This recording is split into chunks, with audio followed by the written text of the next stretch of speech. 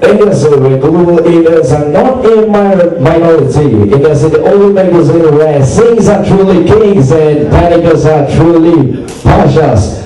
So let's call upon the Indian High Commissioner, His Excellency Dr. S. Jaishankar, to give a few words.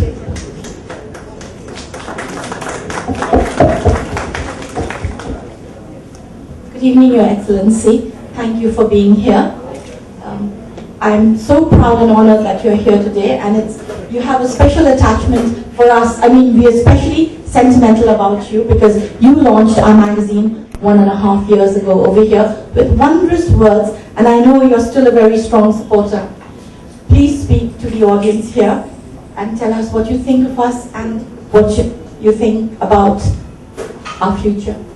And whatever else you want to say. Thank you. Good evening, everybody. First of all, let me apologize for speaking so early. Normally, I would have waited for the house to fill up a bit. But today has really been a dreadful day. I've sort of just seen off one minister. I've got to run somewhere else for a dinner. But I did promise Shobha that whatever happens, I would be there. So I am here. Usually in my business, you tell people what you think of them when you are reasonably sure you never see them again. But I'll take my chance on this one and actually share some candid thoughts about Indiase. Usually, if you are a diplomat, the very concept of an NRI magazine fills you with dread. I mean, most magazines, NRI magazines, and there are quite a few. These are usually self-promotional efforts of very indifferent quality and get up. When the idea first came, I sort of got a little nervous. But I must say, the moment I met Shobha, I knew that whatever else this was going to be, this was not going to be vacuous. It was not going to be what someone in Delhi would call a page 3 magazine. It was not going. It was going to. I actually sort of intuitively sensed this was something which was going to be Singapore standard. In the quality of production.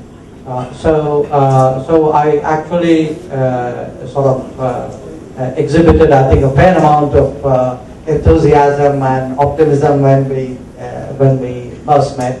The year plus that has passed, I tell you very candidly, I think the magazine has exceeded expectations, and I'm not saying it because she's standing next to me.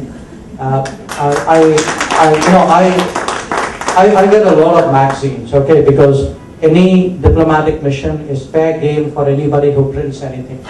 So every morning you get a kind of stack of stuff you've got to read. Now most of it you glance through. I mean, you do a kind of whiz. Some of them you've seen, you look at the cover and push it out. I actually read Indiase.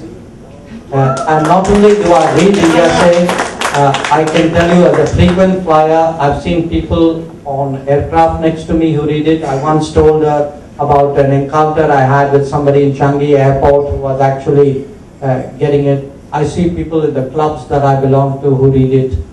So I think the greatest tribute you can pay to someone who actually publishes a magazine is to look them in the eye and say, I actually seriously read it. I'm willing to tell you article by article your last few issues.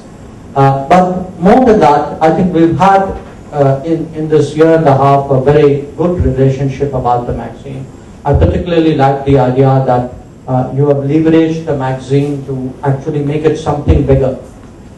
That Indiase is not just a magazine. Indiase is a kind of hub around which Indian things happen. I mean, you get people from India, you sort of connect those people to Indians and non-Indians in Singapore.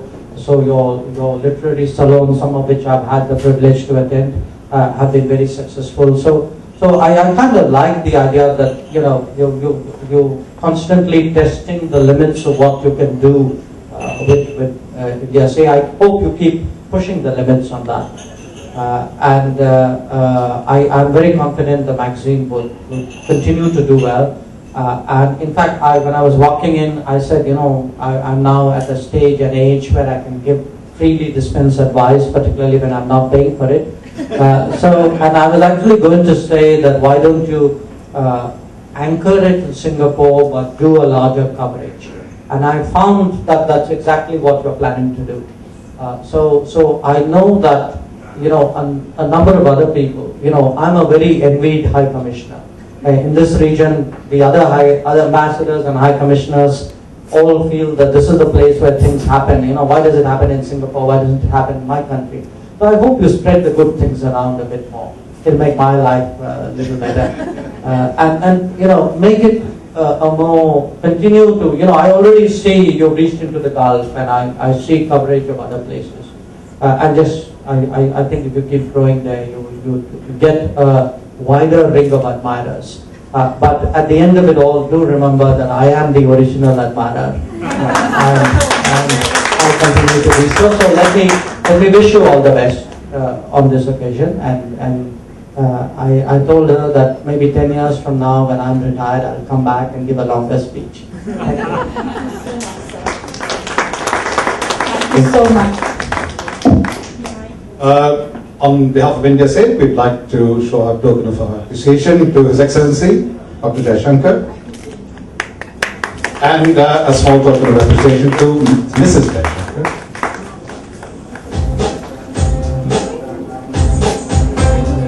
Thank you very much for gracing this occasion with your honored presence. Ladies and gentlemen, His Excellency has two other important engagements and has to leave us. Kindly give him a standing ovation for gracing this occasion. Thank you very much.